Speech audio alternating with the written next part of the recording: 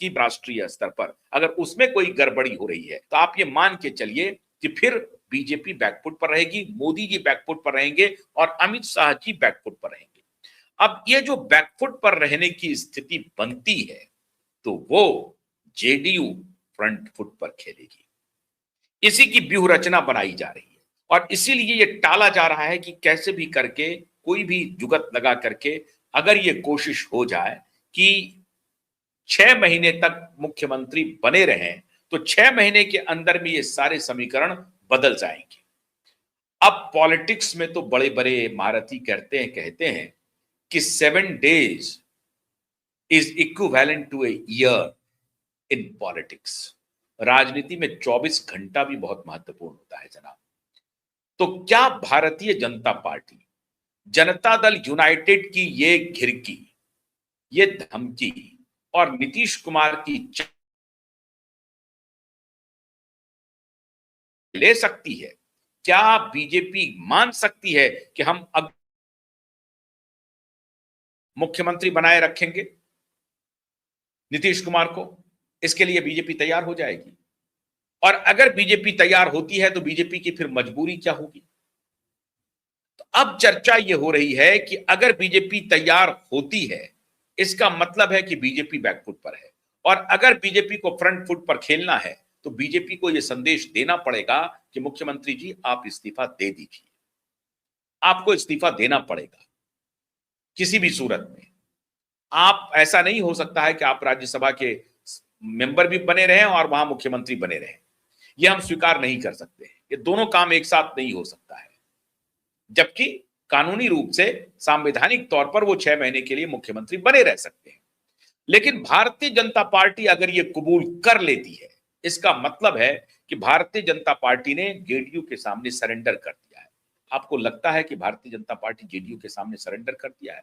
मुझे तो प्रतीत नहीं हो रहा है। जिस तरह से बीजेपी फ्रंट फुट पर खेल रही है, खेलना भी चाहिए। एक बड़ी पार्टी है, 89 सीट लेकर के खड़ी है वो, और लगातार बड़ी पार्टी होने के बाद भी 20 साल तक आपको समर्थन देती रही और अब अगर वो डिमांड करती है कि नहीं अब मुख्यमंत्री की कुर्सी हमें चाहिए तो कोई डिमांड नहीं रिप्लेस करेगा नीतीश कुमार। नीतीश कुमार ने जो अपनी छवि बनाई है, नीतीश कुमार की बातों से आप सहमत हो असहमत हो वो अलग विषय है, लेकिन नीतीश कुमार ने जो अपनी छवि बृहत्तर रूप से बनाई है कम से कम बिहार में, उससे लगता है कि भारतीय जनता पार्टी असहज तो है। उनको यह लगता है कि पॉलिटिकल बैटल में अभी थोड़ा सा नीतीश कुमार जी का एज है, लेकिन ये एज हो सकता है कि नीतीश कुमार जी के समर्थकों के द्वारा बनाया गया हो।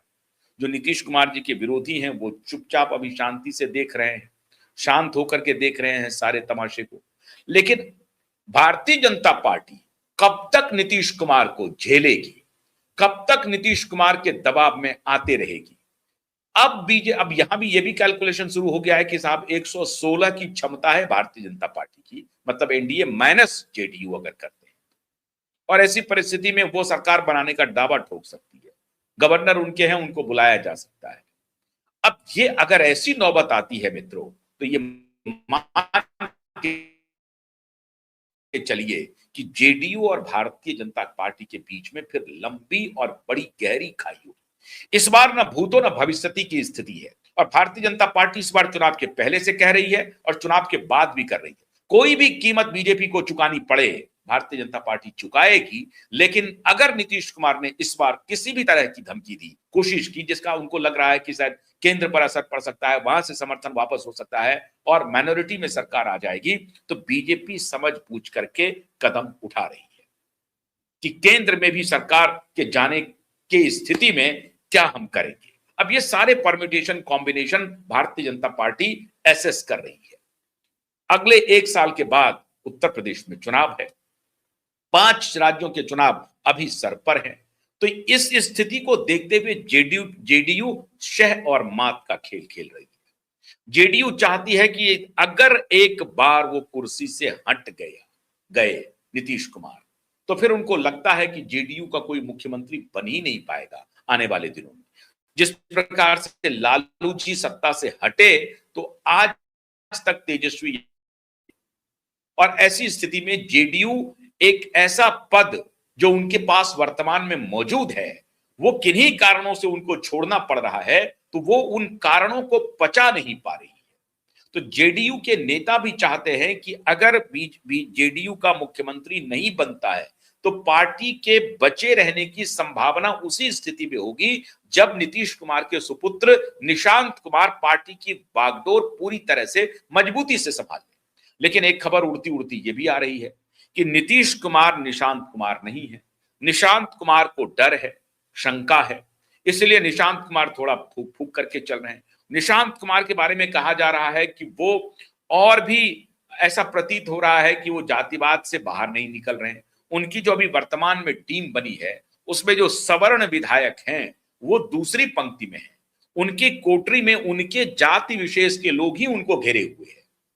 अब ये परिस्थिति कितने दिनों तक जेडीयू को आगे बढ़ाएगी कहना मुश्किल है, क्योंकि जेडीयू जिनकी ताकत वो समझ रहे हैं कि नीतीश कुमार का जो वोट बैंक है उस पर वो बने हुए हैं।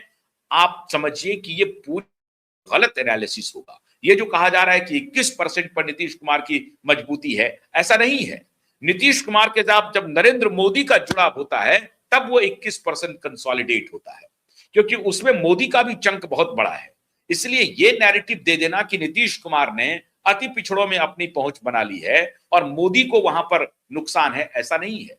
मोदी वहां मौजूद है।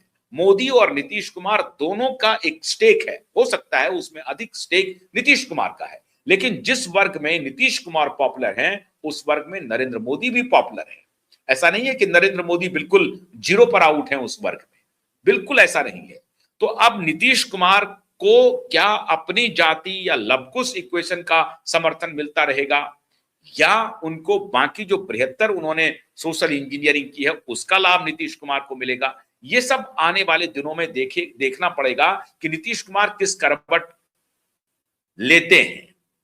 जेडीयू चाहती है कि 6 महीने के लिए नीतीश कुमार मुख्यमंत्री बने, ऐसा कबूल नहीं करने जा रही है। ये तो कोई भी व्यक्ति मान सकता है, कह सकता है। हाँ, अगर कोई ऐसी डील हुई हो कि ठीक है आप अभी राज्यसभा का सदस्य बन जाइए, 6 महीने तक आप मुख्यमंत्री रहिए, अपने बेटे को ट्रेन कर लीजिए, इस लायक बना दीजिए कि वो जेडीयू को संभाल लें, फिर आप मुतमईन हो जाएं, आप कंफर्म हो जाएं कि हाँ मेरा जो बेटा है वो जेडीयू को आगे बढ़ाने लायक हो गया है, तब आप इस्तीफा दे दीजिए। अगर ऐसी कोई डील हुई है तो भगवान जाने, ये तो फिर नीतीश बाबू ही जानते होंगे, अमित शाह और नरेंद्र मोदी ही जानते होंगे। लेकिन कम से कम पॉलिटिकल गैलरी में, पावर गैलरी में ऐसी चर्चा नहीं है कि ये डील हुई है कि 6 महीने तक आप मुख्यमंत्री बने रहेंगे, 6 महीने के बाद आप इस्तीफा दीजिएगा। ऐसा प्रतीत तो होता नहीं, लेकिन कुछ भी हो सकता है राजनीति में।